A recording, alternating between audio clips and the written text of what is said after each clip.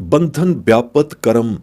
ਮਾਇਆ ਹਉਮੈ ਬੰਧਨੀ ਹੋ ਕੇ, ਹਉਮੈ ਬੰਧਨ ਰੂਪ ਹੋ ਕੇ ਸਾਰੇ ਹੀ ਆਨਮਤ ਮਨਮਤ ਮਨਮੁਖੀ ਕਰਮਾਂ ਅੰਦਰ ਅਤੇ ਮਨਮੁਖੀ ਮਨਮਤੀ ਆਨਮਤੀ ਕਰਮ ਕਰਨਹਾਰਿਆਂ ਅੰਦਰ ਵਿਆਪ ਰਹੀ ਹੈ।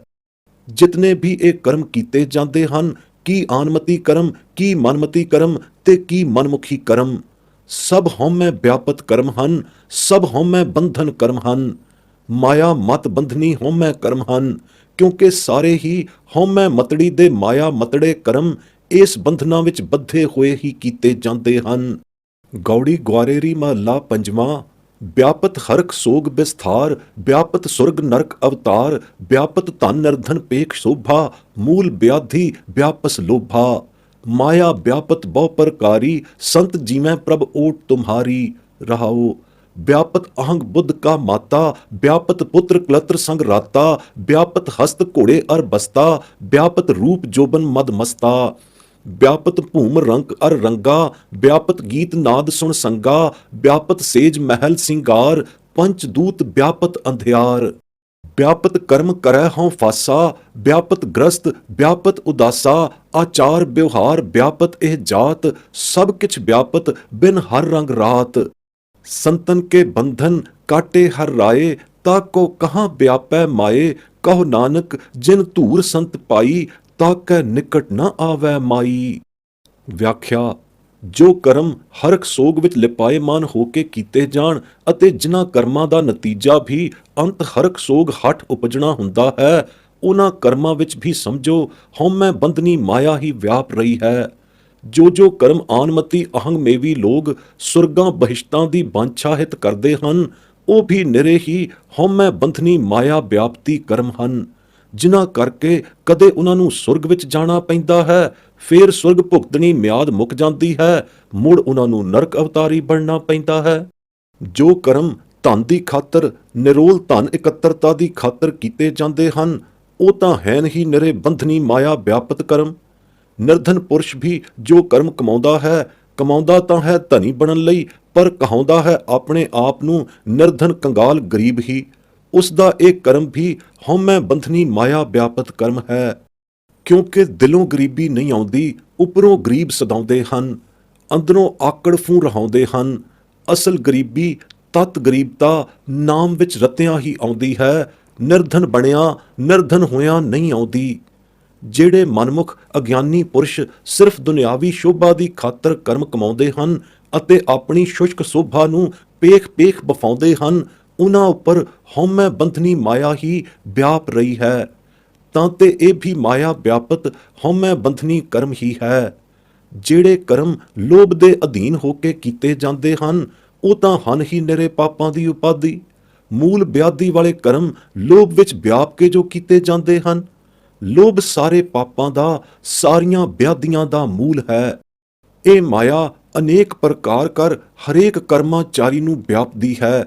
ਕੇਵਲ ਗੁਰੂ ਘਰ ਦੇ ਗੁਰਮੁਖਾਂ, ਸੰਤਾਂ, ਸਚਿਆਰੇ ਸੁਜਾਗੇ, ਸਾਵਧਾਨ ਸੇਵਕਾਂ ਸਿੱਖਾਂ ਨੂੰ ਨਹੀਂ ਵਿਆਪਦੀ, ਵਰਨਾ ਹਰੇਕ ਮਨਮਤ ਕਰਮਕਾਂਡੀ ਮਨਮੁਖ ਮਨਮਤੀਏ ਨੂੰ ਵਿਆਪਦੀ ਹੈ।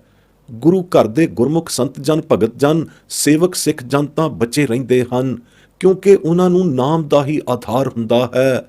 ਉਹ ਖਿਨ ਨਾਮ ਦੇ ਆਧਾਰ ਵਿੱਚ, ਨਾਮ ਅਤੇ ਨਾਮ ਦੀ ਓਟ ਵਿੱਚ ਰਹਿੰਦੇ ਹਨ। ਜੋ ਕਰਮ ਅਹੰਗ ਮਮਤਾਵੀ ਲੋਕ ਨਿਰੀ ਅਹੰਗ ਬੁੱਧੀ ਵਿੱਚ ਮੱਤੇ ਹੋਏ ਹੀ ਕਰਦੇ ਹਨ, ਉੱਥੇ ਤਾਂ ਪ੍ਰਬਲ ਹੋ ਕੇ ਇਹ ਹਉਮੈ ਬੰਧਨੀ ਮਾਇਆ ਵਿਆਪਦੀ ਹੈ, ਬਸ ਹਉਮੈ ਵਿੱਚ ਹੀ ਬੁੰਦਲਾ ਲੈਂਦੀ ਹੈ। ਹਉਮੈ ਵਿੱਚ ਉਹ ਲੋਕ ਕਮਲੇ ਹੋ ਜਾਂਦੇ ਹਨ ਅਤੇ ਸਾਰੀ ਉਮਰ ਕਮਲੇ ਹੀ ਹੋਏ ਰਹਿੰਦੇ ਹਨ। ਕਈ ਐਸੇ ਕਰਮ ਹਨ ਜਿਨ੍ਹਾਂ ਵਿੱਚ ਸੂਖਮ ਤੌਰ ਤੇ ਹਉਮੈ ਬੰਧਨੀ ਮਾਇਆ ਵਿਆਪੀ ਹੋਈ ਹੁੰਦੀ ਹੈ। ਤਿਨਾਂ ਕਰਮਾਂ ਦਾ ਸੂਖਮ ਹੰਕਾਰ ਬੇਮਲੂਮਾ ਹੀ ਉਹਨਾਂ ਨੂੰ ਚਿਮੜਿਆ ਰਹਿੰਦਾ ਹੈ। ਇਹ ਸੂਖਮ ਹਉਮੈ ਅਹੰਗਤਾ ਵਾਲਾ ਰੋਗ ਬੜਾ ਹੀ ਅਸਾਧ ਹੈ। ਇਹ ਬੜੇ ਕਰਮ ਸੁਕਰਮੀ ਨੇਤਾਵਾਂ ਨੂੰ ਚਿਮੜਿਆ ਹੋਇਆ ਹੈ। ਐਸਾ ਚਿਮੜਿਆ ਹੋਇਆ ਹੈ ਕਿ ਕਦੇ ਛੱਡਦਾ ਹੀ ਨਹੀਂ, ਘੁਣ ਵਾਂਗੂ ਅੰਦਰੋਂ ਅੰਦਰੀ ਉਹਨਾਂ ਨੂੰ ਖਾ ਰਿਹਾ ਹੈ। ਅਹੰਗ ਬੁੱਧ ਕਾ ਮਾਤਾ, ਸਭ ਤੋਂ ਬਹੁਤਾ ਮਾਇਆ ਮਮਤਾ ਵਿਆਪਹਾਰੀ ਕਰਮ ਕਰਨਹਾਰਾ ਹੈ। ਉਸ ਦੇ ਨਾਲ ਲਗਵੇਂ ਹੀ ਵਿਆਪਤ ਪੁੱਤਰ ਕਲਤਰ ਸੰਗ ਰਾਤਾ ਵਾਲੀ ਅਹੰਗ ਮਮਤਾ ਵਾਲੇ ਕਰਮ ਹਨ। ਉਹ ਪੁੱਤਰ ਕਲਤਰ ਦੀ ਮੋਹ ਮਮਤਾ ਨਾਲ ਰੱਤੇ ਹੋਏ ਉਹੀ ਕਰਮ ਕਰਦੇ ਹਨ ਜੋ ਉਹਨਾਂ ਨੂੰ ਇਸਤਰੀ ਪੁੱਤਰ ਕੁਟੰਬ ਦੇ ਮੋਹ ਵਿੱਚ ਹੋਰ ਵੀ ਜਕੜ ਲੈਂਦੇ ਹਨ ਅਤੇ ਸਦਾ ਹੀ ਜਕੜ ਬੰਧਨੀ ਹੋ ਕੇ ਉਹਨਾਂ ਦੀ ਮਤ ਬੁੱਧ ਉੱਤੇ ਛਾਏ ਵਿਆਪੇ ਹੋਏ ਹੀ ਰਹਿੰਦੇ ਹਨ। ਜੋ ਲੋਕ ਹਾਥੀ ਘੋੜੇ ਆਦਿਕ ਐਸ਼ਵਰਜੀ ਵਸਤੂਆਂ ਪਦਾਰਥਾਂ ਨਿਮਿਤ ਕਰਮ ਕਰਦੇ ਹਨ, ਉਹ ਪੁੱਜ ਕੇ ਹਉਮੈ ਜਕੜਬੰਦੀ ਮਾਇਆ ਮਕੜਬੰਦੀ ਵਿਆਪਤੰਦੀ ਕਰਮ ਹਨ। ਕਿਸੇ ਨੂੰ ਰੂਪ ਦਾ ਮਦ ਹੋ ਕੇ ਜਵਾਨੀ ਦੀ ਮਸਤੀ ਚੜੀ ਹੋਈ ਹੈ ਅਤੇ ਇਸੇ ਰੂਪ ਜਵਾਨੀ ਦੀ ਮਦ ਮਸਤੀ ਵਿੱਚ ਅੱਟੇ ਪੱਟੇ ਹੋਏ ਜੋ ਜੋ ਕਰਮ ਉਹ ਕਰਦੇ ਹਨ, ਸਭ ਹੀ ਬੰਧਨ ਬੰਧਨੀ ਵਿਆਪਤ ਕਰਮ ਹਨ।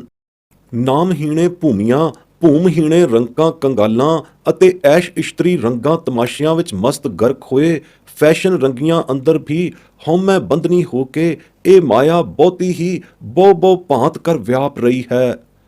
ਕੱਚ ਪਿੱਛੇ ਗੰਦੇ ਗੀਤਾਂ ਰਾਗਾਂ ਨੂੰ ਕੁਸੰਗ ਮੰਡਲੀਆਂ ਦੇ ਕੁਸੰਗ ਵਿੱਚ ਜਾ ਕੇ ਸੁਣਨਹਾਰਿਆਂ ਨੂੰ ਇਹ ਬਹੁ ਰੰਗੀ ਮਾਇਆ ਬਹੁਤੇ ਹੀ ਅਹੰਗ ਮਮਤਾ ਦੇ ਜਕੜ ਪੈਂਖੜੇ ਪਾਉਂਦੀ ਹੈ, ਪਰਮਾਰਥ ਵੱਲ ਉਭਰਨ ਹੀ ਨਹੀਂ ਦਿੰਦੀ। ਨਾਚ ਰੰਗੀ ਮੰਦੇ ਗੀਤ ਰਾਗ ਗਾਵਣੇ ਨੀਚ ਕਰਮ ਕਰਨਹਾਰਿਆਂ ਨੂੰ ਇਹ ਬਹੁ ਰੰਗੀ ਮਾਇਆ ਬੜੇ ਭਿਆਨਕ ਬੰਧਨਾਂ ਵਿੱਚ ਪਾ ਕੇ ਜਕੜ ਰਗੜ ਰਹੀ ਹੈ। ਗੀਤ ਰਾਗ ਕੁਸੰਗਾਂ ਦੇ ਫੱਟੇ ਹੋਏ ਬੜੇ ਬੜੇ ਹੋਣਹਾਰ ਨੌਜਵਾਨ ਅੱਜ ਤਾਈਂ ਤਾਬ ਨਹੀਂ ਆਏ। ਅਨੇਕਾਂ ਅਜਿਹੇ ਕੁਸੰਗੀ ਸਿਨੇਮਿਆਂ ਥੀਏਟਰਾਂ ਦੇ ਐਕਟਰ ਬਣ ਗਏ, ਆਪਣੇ ਖਾਨ ਪਾਨ ਆਚਾਰ ਵਿਵਹਾਰ ਨੂੰ ਉੱਕਾ ਹੀ ਬਰਬਾਦ ਕਰ ਗਏ। ਅਜਿਹੇ ਹਉਮੈ ਪਰਵਰਤਨੀ ਕਰਮਾਂ ਨੂੰ ਗੁਰਮਤ ਅੰਦਰ ਬਿਵਰਜਤ ਗਰਦਾਨਿਆ ਗਿਆ ਹੈ। ਰਸੀਏ ਪੁਰਸ਼ਾਂ ਨੂੰ ਬਹੁਤੀਆਂ ਇਸਤਰੀਆਂ ਦੇ ਮੌਜ ਮੇਲੇ ਦੇ ਕੁਸੰਗ ਵਿੱਚ ਪਾ ਕੇ ਇਹ ਰਸਾਤਲ ਨੂੰ ਲੈ ਜਾਣ ਹਾਰੀ ਹੋ ਕੇ ਵਿਆਪ ਰਹੀ ਹੈ।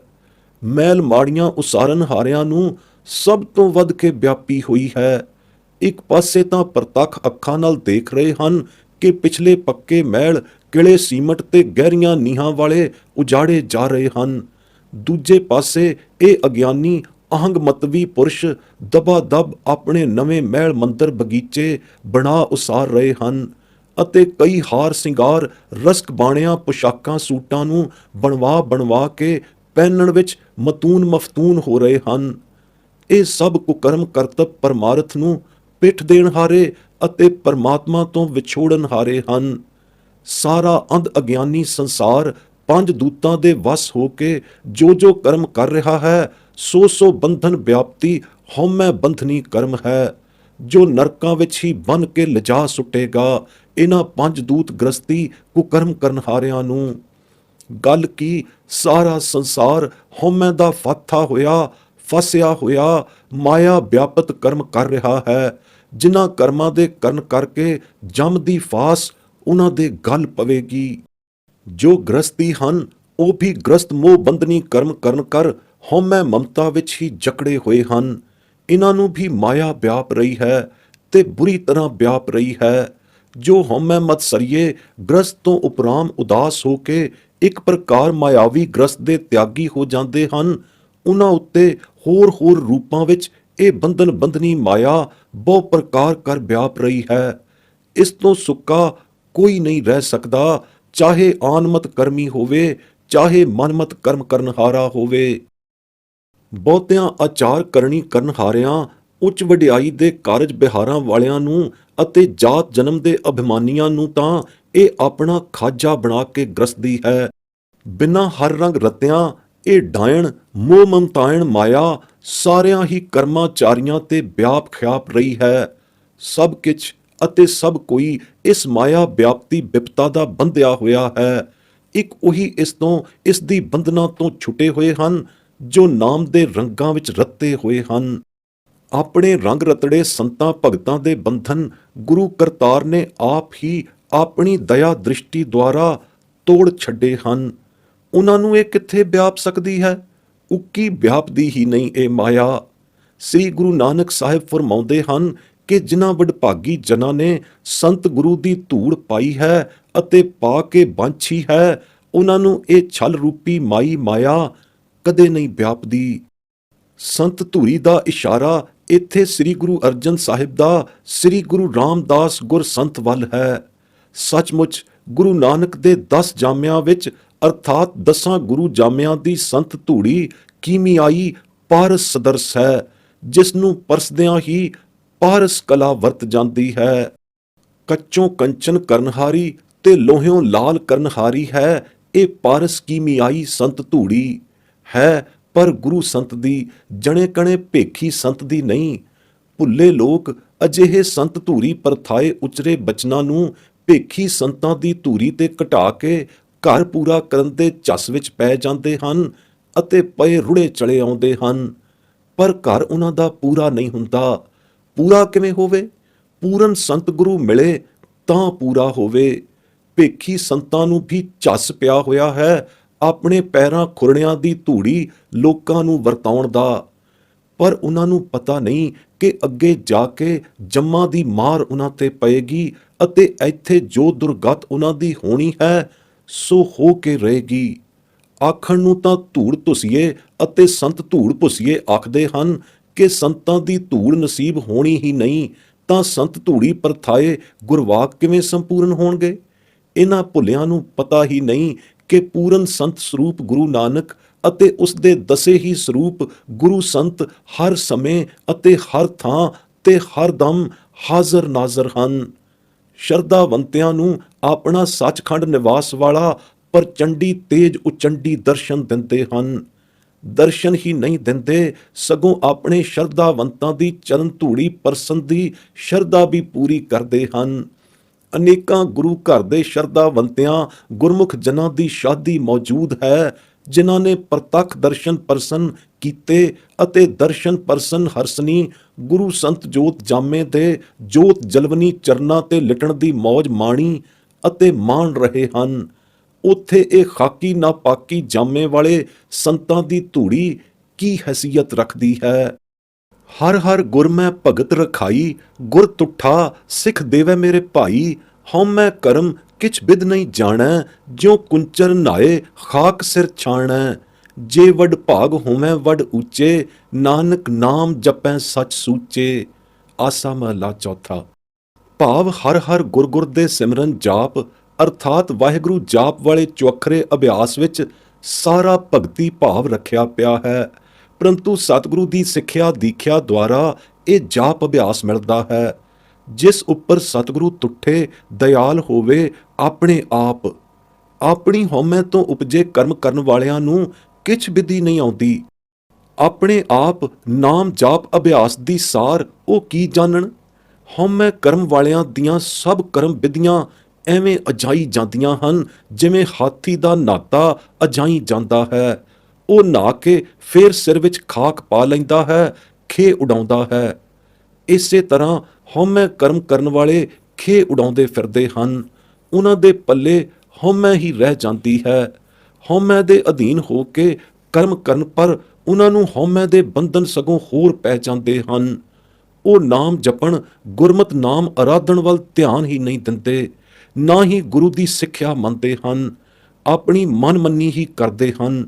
ਜੇ ਉਹਨਾਂ ਦੇ ਵੱਡੇ ਭਾਗ ਹੋਣ, ਵੱਡੇ ਉੱਚੇ ਭਾਗ ਹੋਣ, ਤਾਂ ਉਹ ਹਉਮੈ ਤੋਂ ਉੱਚੇ ਹੋ ਕੇ ਅਤੇ ਸੁੱਚੇ ਹੋ ਕੇ ਨਾਮ ਨੂੰ ਜਪਣ। ਪਰ ਐਵੇਂ ਕਿਵੇਂ ਜਪਣ ਜਦ ਤਾਈਂ ਹਉਮੈ ਦੀ ਜੂਠ ਨਾਲ ਲਿਬੜੇ ਪਏ ਹਨ? ਇਹ ਲਿਬੇੜ ਤਾਂ ਹੀ ਮਿਟਦੀ ਹੈ ਜੇ ਸਤਿਗੁਰੂ ਸ਼ਰਣਾਈ ਆਵਣ ਅਤੇ ਗੁਰ ਦੀਖਿਆ ਸਿੱਖਿਆ ਗ੍ਰਹਿਣ ਕਰਨ। ਗੁਰ ਤੁਠਾ ਸਿੱਖ ਦੇਵੈ ਦੀ ਪੰਕਤੀ ਵਿੱਚ ਆਏ ਸਿੱਖ ਪਦ ਦਾ ਅਰਥ ਕਈ ਸ਼ਬਦਾਰਥੀਏ ਗਿਆਨੀ ਸਿੱਖ ਵਿੱਚ ਖੱਖਾ ਮੁਕਤਾ ਹੋਣ ਕਰ ਸਿੱਖ ਦਾ ਬਹੁਵਚਨ ਸਿੱਖਾਂ ਦੇ ਕਰਦੇ ਹਨ, ਪਰ ਉਹਨਾਂ ਨੂੰ ਪਤਾ ਨਹੀਂ ਕਿ ਸਿੱਖਿਆ ਦੇ ਅਰਥਾਂ ਵਿੱਚ ਵੀ ਸਿੱਖ ਦਾ ਖੱਖਾ ਮੁਕਤਾ ਹੀ ਹੋਇਆ ਕਰਦਾ ਹੈ। ਹਉਮੈ ਏਹਾ ਜਾਤ ਹੈ, ਹਉਮੈ ਕਰਮ ਕਮਾਹੇ, ਹਉਮੈ ਏਈ ਬੰਧਨਾ ਫਿਰ ਜੋਨੀ ਪਾਹੇ। ਹਉਮੈ ਕਿੱਥੋਂ ਉਪਜੈ ਕਿਤ ਸੰਜਮ ਇਹ ਜਾਏ, ਹਉਮੈ ਇਹੋ ਹੁਕਮ ਹੈ ਪਇਐ ਕਿਰਤ ਫਿਰਾਹੇ। ਹਉਮੈ ਦੀਰਘ ਰੋਗ ਹੈ ਦਾਰੂ ਵੀ ਇਸ ਮਾਹੇ, ਕਿਰਪਾ ਕਰੇ ਜੇ ਆਪਣੀ ਤਾਂ ਗੁਰ ਕਾ ਸ਼ਬਦ ਕਮਾਹੇ। ਨਾਨਕ ਕਹੈ ਸੁਣੋ ਜਨੋ ਇਤ ਸੰਜਮ ਦੁਖ ਜਾਹੇ। ਆਸਾ ਦੀ ਵਾਰ ਮਹਲਾ ਦੂਜਾ। ਭਾਵਅਰਥ ਇਹ ਮਨੁੱਖਤਵ ਮਨੁੱਖ ਦਾ ਵਜੂਦ ਸ਼ਖਸੀਅਤ ਹੀ ਮੁਜੱਸਮ ਹਉਮੈ ਹੈ। ਇਸ ਜਿਸਮ ਦੀ ਕ੍ਰਾਂਤੀ ਹੀ ਨਿਰੀ ਹਉਮੈ ਹੈ। ਜਨਮ ਜਨਮ ਤੋਂ ਇਸ ਮਨੁੱਖਤਵੀ ਸ਼੍ਰੇਸ਼ਟ ਸ਼ਖਸੀਅਤ ਨਾਲ ਹਉਮੈ ਚਿਮੜੀ ਆਉਂਦੀ ਹੈ, ਤਾਂ ਤੇ ਇਹ ਹਉਮੈ ਜੀਵਨੀ ਵਾਲਾ ਮਨੁੱਖ ਜੀੜਾ ਹਉਮੈ ਦਾ ਕੀੜਾ ਜੋ ਕਰਮ ਕਰਦਾ ਹੈ ਹਉਮੈ ਦੇ ਕਰਮ ਹੀ ਕਰਦਾ ਹੈ। ਮੈਂ ਮੇਰੀ ਵਾਲੀ ਹਉਮੈ ਜਿਅੰਤਰੀ ਹੀ ਇਸ ਦੀ ਕਰਮ ਕਰਤੂਤ ਹੈ। ਇਸ ਦੇ ਹਰੇਕ ਕਰਮ ਵਿੱਚ ਹਉਮੈ ਦਾ ਹੀ ਕਰਤਵ ਹੈ। ਤਾਂ ਤੇ ਇਹੀ ਹਉਮੈ ਇਸ ਦੇ ਕਰਮ ਅੰਦਰ ਘੁਣ ਵਾਲਾ ਕੀੜਾ ਹੋ ਕੇ ਵਿਆਪੀ ਹੋਈ ਹੈ। ਜੋ ਹੀ ਕਰਮ ਇਹ ਕਰਦਾ ਹੈ, ਇੱਕੇ ਹਉਮੈ ਦੀ ਬੰਧਨਾਂ ਵਿੱਚ ਬੰਨਿਆ, ਜਕੜ ਕੇ ਬੰਨਿਆ ਹੋਇਆ ਕਰਦਾ ਹੈ। ਸਾਰੀ ਲੁਕਾਈ ਸ੍ਰਿਸ਼ਟੀ, ਸਾਰੇ ਜੀਵ ਹੀ ਮਨੁੱਖ ਮਾਤਰ ਕਰ ਇਸੇ ਹਉਮੈ ਅੰਦਰ ਹਉਮੈ ਦਾ ਕਰਮ ਕਮਾਉਂਦੇ ਹਨ। ਤਾਂ ਤੇ ਇਹ ਹਉਮੈ ਬੰਧਨ ਰੂਪ ਹੋ ਕੇ ਮਨੁੱਖ ਮਾਤਰ ਹਰੇਕ ਪ੍ਰਾਣੀ ਨੂੰ ਚਿਮੜੀ ਹੋਈ ਹੈ। ਇਹਨਾਂ ਹਉਮੈ ਬੰਧਨੀ ਕਰਮਾਂ ਕਰਕੇ ਹੀ ਸਭ ਹਉਮੈ ਦੇ ਪੁਤਲੇ ਪੁਰਸ਼ ਮੁੜ ਮੁੜ ਕੇ ਜੂਨੀਆਂ ਵਿੱਚ ਪੈਂਦੇ ਹਨ ਅਤੇ 1,84 ਜੂਨਾਂ ਦੇ ਗੇੜੇ ਵਿੱਚ ਭੌਂਦੇ ਹਨ। ਹਉਮੈ ਕਿੱਥੋਂ ਉਪਜਦੀ ਹੈ ਅਤੇ ਕਿਸ ਯਤਨ ਸੰਜਮ ਕਰ ਇਹ ਜਾਂਦੀ ਹੈ ਅਤੇ ਕਿਸ ਤਰੀਕੇ ਨਾਲ ਇਸ ਦਾ ਅਭਾਵ ਵਿਨਾਸ਼ ਹੁੰਦਾ ਹੈ। ਹੁਕਮ ਅੰਦਰ ਹੀ ਇਹ ਜੀਵ ਹਉਮੈ ਤੋਂ ਉਪਜਦੇ ਕਿਰਤ ਕਰਮੀ ਵਹਿਣਾਂ ਵਿੱਚ ਘੁੰਮਦਾ ਫਿਰਦਾ ਹੈ ਅਤੇ ਪਤਾ ਨਹੀਂ ਕਦੋਂ ਦਾ ਇਵੇਂ ਹੀ ਘੁੰਮਦਾ ਚਲਿਆ ਆਇਆ ਹੈ। ਇਹ ਹਉਮੈ ਮੈਂ ਮੇਰੀ ਦੇ ਕੀਤੇ ਕਰਮ ਤੋਂ ਹੋਰ ਵੱਧਦੀ ਹੈ। ਮੈਂ ਮੇਰੀ ਤੋਂ ਹੀ ਉਪਜੀ ਹੈ।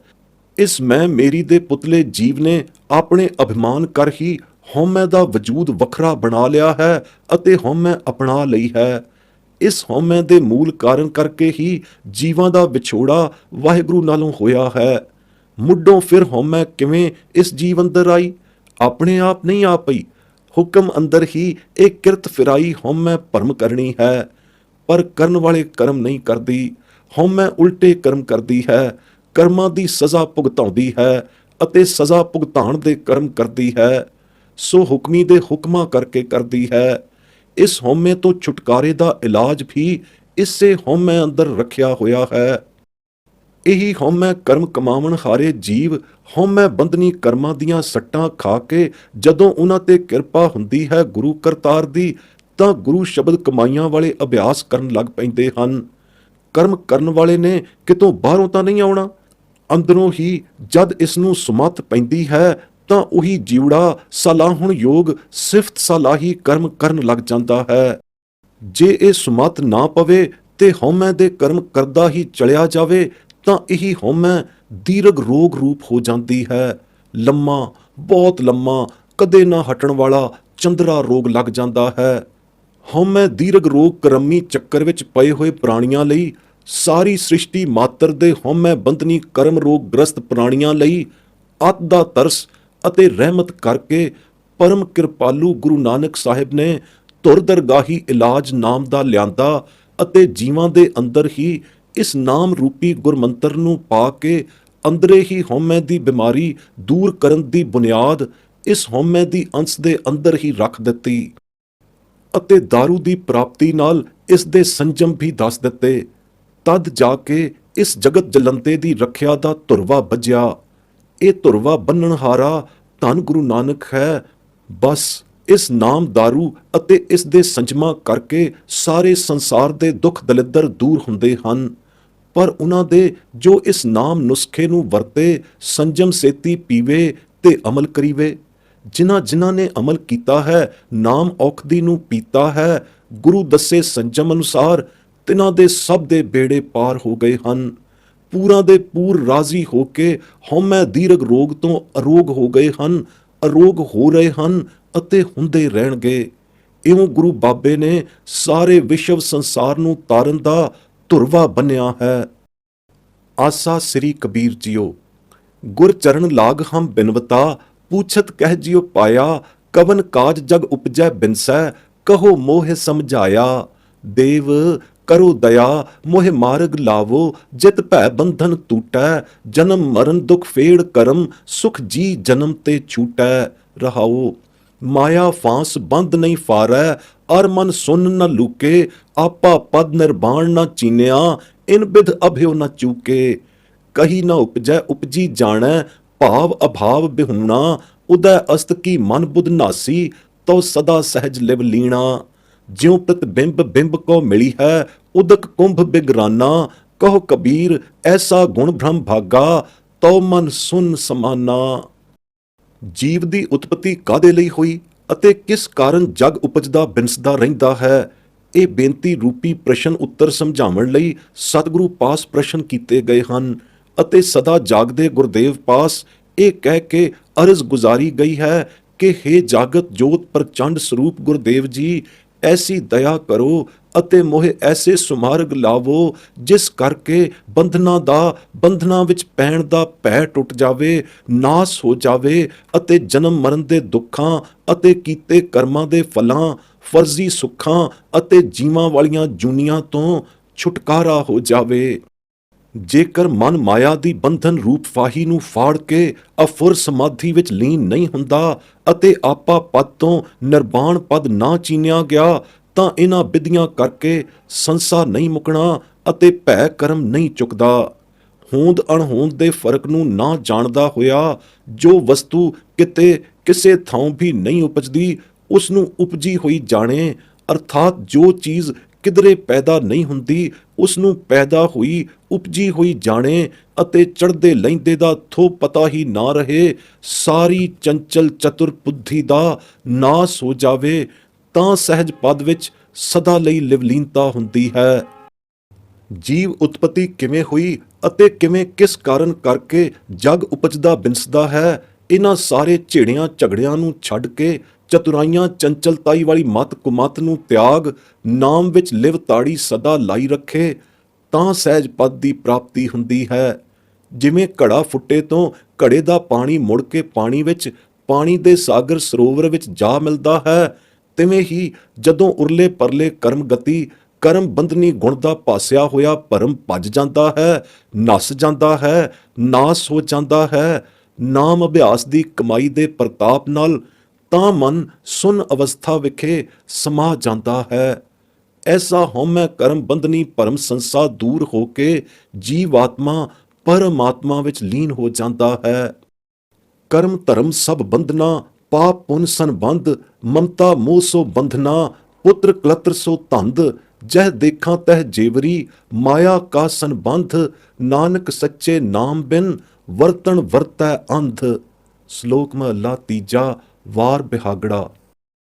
ਭਾਵ ਨਾਮ ਹੀਣੇ ਆਨਮਤ ਕਰਮ ਧਰਮ ਆਤਮਾ ਲਈ ਸਭ ਬੰਧਨ ਰੂਪ ਹਨ, ਕਿਉਂਕਿ ਇਹਨਾਂ ਆਨਮਤ ਕਰਮਾਂ ਦਾ ਵਾਸਤਾ ਸੰਜੋਗ ਸਭ ਪਾਪ ਪੁੰਨ ਨਾਲ ਹੀ ਹੈ। ਤਾਂ ਤੇ ਪਾਪ ਪੁੰਨ ਵਾਲੇ ਪੁੰਨਾਂ ਹੇਤ ਕੀਤੇ ਅਤੇ ਪਾਪਾਂ ਦੇ ਉਪਜਾਉਣ ਵਾਲੇ ਹੋਣ ਕਰਕੇ ਆਨਮਤ ਧਰਮਾਂ ਦੇ ਕਰਮ ਅਤੇ ਕਰਮਾਂ ਦੇ ਪਾਖੰਡ ਧਰਮ ਸਭੇ ਹੀ ਬੰਧਨ ਰੂਪ ਹਨ। ਕੁਟੰਬੀਆਂ ਨਾਲ ਮਮਤਾ ਮੋਹ ਪਾਉਣ ਵਾਲੀਆਂ ਆਲੂਦਾ ਖਿਆਲੀਆਂ ਸਭ ਫਾਹੀਆਂ ਹੀ ਹਨ। ਪੁੱਤਰ ਕਲਤਰ ਇਸਤਰੀ ਪੁੱਤਾਂ ਦਾ ਮਾਇਆਮਈ ਮੋਹ ਵੀ ਨਿਰਾ ਝਮੇਲਾ ਧੰਦ ਹੀ ਹੈ। ਮਮਤਾ ਮਾਇਆਵੀ ਨੇਹ ਸੰਸਾਰੀਆਂ ਦਾ ਪਰਸਪਰ ਜਿੱਥੇ ਵੀ ਦੇਖੀਦਾ ਹੈ, ਉਹ ਬੰਧਨ ਰੂਪੀ ਬੇੜੀ ਵਾਲਾ ਹੀ ਹੈ। ਗੁਰੂ ਸਾਹਿਬ ਫਰਮਾਉਂਦੇ ਹਨ ਕਿ ਸੱਚੇ ਨਾਮ ਤੋਂ ਬਿਨਾਂ ਸਾਰਾ ਸੰਸਾਰ ਮਾਇਆ ਬੰਧਨੀ ਸੰਸਾਰ ਅੰਨੇ ਵਿਹਾਰ ਵਰਤੋਂ ਵਿੱਚ ਹੀ ਜਕੜਬੰਦ ਹੋਇਆ ਹੈ। ਕਹਿਤ ਨਾਨਕ ਇਹੋ ਜਿਉ ਕਰਮ ਬੰਧ ਹੋਈ, ਬਿਨ ਸਤਗੁਰ ਭੇਟੇ ਮੁਕਤ ਨਾ ਹੋਈ। ਭੈਰੋਂ ਮਹਲਾ ਤੀਜਾ, ਚੌਪਦੇ ਘਰ ਪਹਿਲਾ। ਗੁਰੂ ਸਾਹਿਬ ਫਰਮਾਉਂਦੇ ਹਨ, ਇਸ ਜੀਵ ਦੀ ਹੋਂਦ ਹੀ ਕਰਮ ਬੰਧ ਹੈ। ਹਉਮੈ ਦੀ ਮੈਲ ਵਾਲਾ ਮਨ ਜੋ ਪੰਜਾਂ ਵਿਸ਼ਿਆਂ ਕਾਮ ਕ੍ਰੋਧ ਲੋਭ ਮੋਹ ਅਹੰਕਾਰ ਦਾ ਪੁੰਜ ਹੈ, ਉਸ ਦਾ ਮੇਲ ਜੀਵ ਆਤਮਾ ਨਾਲ ਹੋਣ ਕਰਕੇ ਜੀਵ ਹਉਮੈ ਬੰਧਨੀ ਕਰਮਾਂ ਵਿੱਚ ਵਿਆਪਤ ਹੈ। ਜੀਵ ਨੂੰ ਹਉਮੈ ਬੰਧਨੀ ਕਰਮ ਮੁੱਢ ਤੋਂ ਹੀ ਵਿਆਪ ਰਹੇ ਹਨ। ਸਤਿਗੁਰੂ ਭੇਟੇ ਤੋਂ ਬਿਨਾਂ ਇਸ ਜੀਵ ਦੀ ਮੁਕਤੀ ਮੋਖ ਕਲਿਆਣ ਨਹੀਂ ਹੁੰਦੀ, ਹੋ ਸਕਦੀ ਹੀ ਨਹੀਂ। ਬੰਧਨ ਕਰਮ ਧਰਮ ਹਉ ਕਰਤਾ, ਬੰਧਨ ਕਾਟਨ ਹਾਰ ਮਨ ਵਸੈ, ਤਉ ਸੁਖ ਪਾਵੈ ਨਿਜ ਘਰ ਬਸੈ। ਭੈਰੋਂ ਮਹਲਾ ਪੰਜਵਾਂ। ਹਉਮੈ ਦੇ ਅਧੀਨ ਹੋਇਆ ਇਹ ਜੀਵ ਜੋ ਵੀ ਕਰਮ ਧਰਮ ਆਨਮਤੀਆਂ ਵਾਲੇ ਕਰਦਾ ਹੈ, ਸੋ ਸਭ ਬੰਧਨ ਰੂਪ ਹਨ। ਬੰਧਨ ਕਾਟਨਹਾਰ ਗੁਰੂ ਕਰਤਾਰ ਜੇ ਮਨ ਵਿੱਚ ਆਏ ਵਸੇ, ਤਾਂ ਹੀ ਇਹਨਾਂ ਬੰਧਨਾਂ ਤੋਂ ਬੰਧ ਖਲਾਸੀ ਹੁੰਦੀ ਹੈ, ਸੱਚੇ ਸੁਖ ਦੀ ਪ੍ਰਾਪਤੀ ਹੁੰਦੀ ਹੈ ਅਤੇ ਨਿਜ ਸਰੂਪ ਪਰਮਾਤਮਾ ਵਿੱਚ ਜਾਏ ਵਾਸਾ ਹੁੰਦਾ ਹੈ। ਤੀਰਥ ਨਾਏ ਕਹਾਂ ਸੁਚ ਸੈਲ, ਮਨ ਕੋ ਵਿਆਪੈ ਹਉਮੈ ਮੈਲ, ਕੋਟ ਕਰਮ ਬੰਧਨ ਕਾ ਮੂਲ, ਹਰ ਕੇ ਭਜਨ ਬਿਨ ਬਿਰਥਾ ਪੂਲ। ਭੈਰੋਂ ਮਹਲਾ ਪੰਜਵਾਂ। ਭਾਵ 84 ਦੇ ਤੀਰਥਾਂ ਵਿੱਚ ਨਾਤਿਆਂ ਕਿੱਥੇ ਸੁਚ ਪ੍ਰਾਪਤ ਹੁੰਦੀ ਹੈ? ਮਨ ਨੂੰ ਸਿੱਲਾ ਗਿੱਲਾ ਕਰਨਹਾਰੀ। ਮਨ ਤਾਂ ਸੁੱਕਾ ਹੀ ਰਹਿੰਦਾ ਹੈ, ਸੁਚ ਕਿੱਥੋਂ ਪ੍ਰਾਪਤ ਹੋਵੇ? ਕਿਉਂਕਿ ਮਨ ਨੂੰ ਹਉਮੈ ਦੀ ਮੈਲ ਹੀ ਵਿਆਪੀ ਰਹਿੰਦੀ ਹੈ, ਚਾਹੇ ਆਨਮਤਾਂ ਦੇ ਕਰੋੜਾਂ ਕਰੋੜ ਕਰਮ ਕਰੇ। ਇਹ ਸਾਰੇ ਕੋਟਾਨ ਕੋਟ ਕਰਮ ਬੰਦਨੀ ਦਾ ਹੀ ਮੂਲ ਹਨ। ਪਰਮਾਤਮਾ ਹਰੀ ਦੇ ਭਜਨ ਬਿਨਾ ਇਹ ਕਰਮ ਬਿਰਥੇ ਹੀ ਹਨ। ਐਸੇ ਹੀ ਬਿਰਥੇ ਹਨ ਜੈਸਾ ਫੂਸ ਦਾ ਪੂਲਾ ਬਣਿਆ ਹੁੰਦਾ ਹੈ। ਜਾਰੋਂ ਐਸੀ ਪ੍ਰੀਤ ਕੁਟੰਬ ਸੰਬੰਧੀ ਮਾਇਆ ਮੋਹ ਪਸਾਰੀ, ਜਿਸ ਅੰਤਰ ਪ੍ਰੀਤ ਰਾਮ ਰਸ ਨਾਹੀ ਦੁਬਿਧਾ ਕਰਮ ਬਿਕਾਰੀ। ਸਾਰੰਗ ਮਹਲਾ ਪਹਿਲਾ। ਕੁਟੰਬੀਆਂ ਸੰਬੰਧੀਆਂ ਦੀ ਐਸੀ ਪ੍ਰੀਤ ਸਾੜ ਸਿੱਟਣ ਜੋਗੀ ਹੈ, ਜਿਸ ਤੋਂ ਮਾਇਆ ਮੋਹ ਬੰਧਨੀ ਪਸਾਰਾ ਵਧੇ। ਮਾਇਆ ਮੋਹ ਪਸਾਰਨੀ ਪ੍ਰੀਤ ਬੰਧਕਾਰੀ ਪ੍ਰੀਤ ਹੈ। ਇਹ ਪਰਮਾਤਮਾ ਵੱਲ ਲੱਗਣ ਨਹੀਂ ਦਿੰਦੀ। ਜਿਸ ਦੇ ਅੰਦਰ ਰਾਮ ਰਸ ਭਿੰਨੜੀ ਪਰਮਾਤਮਾ ਪ੍ਰੀਤਮ ਦੀ ਪ੍ਰੀਤ ਨਹੀਂ ਹੈ, ਉਸ ਪ੍ਰੀਤ ਤੋਂ ਦੁਬਿਧਾ ਰੂਪੀ ਵਿਕਾਰ ਕਰਮ ਉਪਜਦੇ ਹਨ। ਤਾਂ ਤੇ ਦੁਬਿਧਾ ਕਰਮ ਵਿਕਾਰੀ ਪ੍ਰੀਤ ਸਭ ਜਾਲ ਦੇਣ ਜੋਗੀ ਹੈ। ਜੀ ਕਾ ਬੰਧਨ ਕਰਮ ਵਿਆਪੈ, ਜੋ ਕਿਛ ਕੀਆ ਸੋ ਆਪੈ ਆਪੈ। ਪ੍ਰਭਾਤੀ ਨਾਮਦੇਵ ਜੀ। ਇਹ ਹਉਮੈ ਵਿਆਪਤ ਕਰਮ ਹੀ ਜੀ ਦੇ ਬੰਧਨ ਹਨ। ਆਨਮਤ ਤੇ ਮਨ ਦੀ ਮਤ ਅਨੁਸਾਰ, ਆਪਣੇ ਹਉਮੈ ਦੀ ਮਤ ਅਨੁਸਾਰ ਕੀਤਾ ਜੋ ਵੀ ਕਰਮ ਹੈ, ਸੋ ਜੀਵਾਤਮਾ ਲਈ ਬੰਧਨ ਰੂਪ ਹੈ। ਉਸ ਦਾ ਜ਼ਿੰਮੇਵਾਰ ਆਪ ਹੀ ਇੱਕ ਕਰਮ ਕਰਨਹਾਰਾ ਜੀਵ ਹੈ, ਜੋ ਆਪਣੇ ਆਪੇ ਦੇ ਅਧੀਨ ਹੋਇਆ ਮਨ ਹੁਦਰੇ ਕਰਮ ਕਰਦਾ ਹੈ। ਜੋ ਕੁਝ ਕੀਤਾ ਹੈ ਕਰਕੇ ਬੰਧਨ ਇਸਨੇ ਪਾ ਲੀਤਾ ਹੈ, ਸੋ ਆਪਣੀ ਖੁਦਸਰੀ ਨਾਲ ਕੀਤਾ ਹੈ। ਖੁਦਸਰੀ ਵਾਲੀ ਮਤਸਰ ਮਤੀ ਦਾ ਮਤਾਇਆ ਕਰਮ ਸਭ ਬੰਧਨ ਵਿਆਪਿਆ ਕਰਮ ਹੋ ਕੇ ਕਰਨ ਹਾਰੇ ਹਉਮੈ ਗ੍ਰਸਤ ਪ੍ਰਾਣੀ ਨੂੰ ਜਮ ਹੋ ਕੇ ਚਿੰਮੜਦਾ ਹੈ।